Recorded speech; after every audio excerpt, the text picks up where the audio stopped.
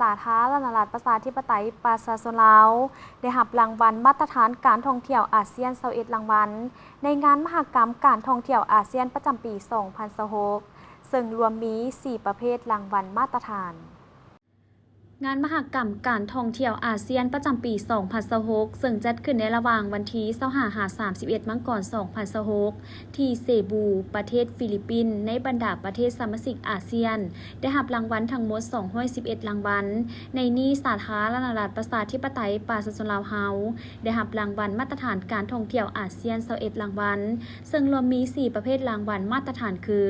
รางวัลมาตรฐานโรงแรมเขียวอาเซียนรางวัลมาตรฐานเมืองท่องเที่ยวสะอาดอาเซียนรางวัลมาตรฐานสถานที่จัดงานอาเซียนรางวัลการท่องเที่ยวแบบยืนยงอาเซียน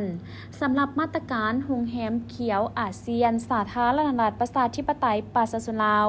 ได้รับ5รางวัลคือโรงแรมสุภัตตาเฮอริเทจนครหลวงเวียงจันทน์โรงแรมเดอะแกรนด์หลวงพระบางแขวงหลวงพระบางโรงแรมอมารีเวียงจันทน์นครหลวงเวียงจันทน์โรงแรมยูหลวงพระบางแขวงหลวงพระบางโดนฟุกรีสอร์ทนครหลวงเวียงจันทน์รางวัลมาตรฐานเมืองท่องเที่ยวสะอาดอาเซียนสปป.ลาวได้รับ4รางวัลคือนครไก่สอนพรหมวิหารแขวงสวรรณเขตนครปากเซแขวงจำปาสักนครหลวงพระบางแขวงหลวงพระบางเมืองเวียงไซแขวงหัวพัน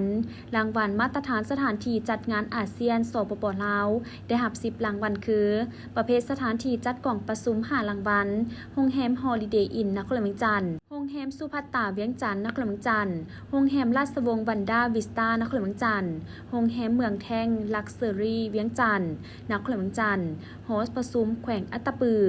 ส่วนประเภทสถานที่จัดงานเทศกาล5รางวัลโรงแรมสุภัตตาเวียงจันทน์นครหลวงเวียงจันทน์โรงแรมเดอะแกรนด์หลวงพระบางแขวงหลวงพระบางศูนย์การค้าเวียงจันทน์เซ็นเตอร์นครหลวงเวียงจันทน์โรงแรมเมืองแท่งลักเซอรี่เวียงจันทน์นครหลวงเวียงจันทน์สถานที่จัดงานเทศกาลตาดเลาะแขวงสารวัน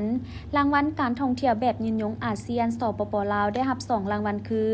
หอพิพิธภัณฑ์แห่งชาติแขวงหลวงพระบางเป็นรางวัลสำหรับผลิตภัณฑ์การท่องเที่ยวในตัวเมืองน้ำกัดยอละปาแขวงอุดมไซเป็นรางวัลสำหรับผลิตภัณฑ์การท่องเที่ยวเขตชนบทนอกนี้สปป.ลาวยังได้รับรางวัลอีก38รางวัลซึ่งจะมีพิธีมอบรางวัลทั้งหมดนี้รวมกันอีกครั้งอยู่ภายในประเทศในเดือนกุมภาพันธ์นี้เพื่อเป็นการย่องยอชมเชยทุกภาคส่วนที่ได้รับรางวัลอันทรงเกียรตินี้ถึงแนวใดก็ดีในงานมอบรางวัลมาตรฐานการท่องเที่ยวอาเซียนประจำปี 2026 ครั้งนี้ได้มีการมอบรางวัลให้ภาคส่วนต่างๆจากภาครัฐภาคธุรกิจและผู้ประกอบการชุมชนท้องถิ่นซึ่งผลสำเร็จดังกล่าวแม่นได้รับการนำพาจากการนำขันศูนย์กลางขันแขวงและการมีส่วนร่วมจากภาครัฐภาคธุรกิจองค์การจัดตั้งสากลและคู่ร่วมพัฒนาที่เกี่ยวข้องโดยได้รับการสนับสนุนด้านงบประมาณจากรัฐบาลลาวและโครงการพัฒนาพื้นฐานโครงล่างเพื่อส่งเสริมการท่องเที่ยวระยะยาว